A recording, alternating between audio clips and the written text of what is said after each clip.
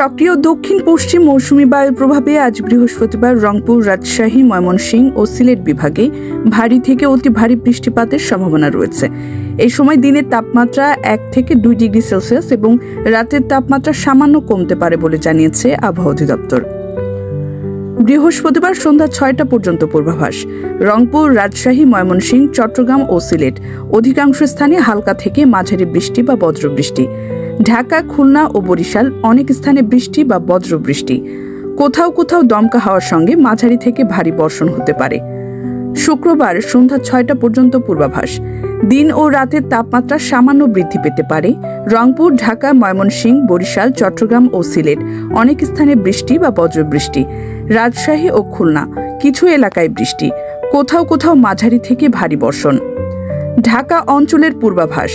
সকাল 7টা থেকে পরবর্তী 6 ঘন্টা আকাশ আংশিক মেঘলা থেকে অস্থায়ীভাবে মেঘলা। সম্ভাবনা আছে হালকা বৃষ্টির। তাপমাত্রা প্রায় অপরিবর্তিত থাকবে। বাতাস দক্ষিণ দক্ষিণ পূর্ব দিক থেকে ঘন্টায় 10 থেকে 15 কিলোমিটার বেগে প্রবাহিত। তাপমাত্রা ও আর্দ্রতা।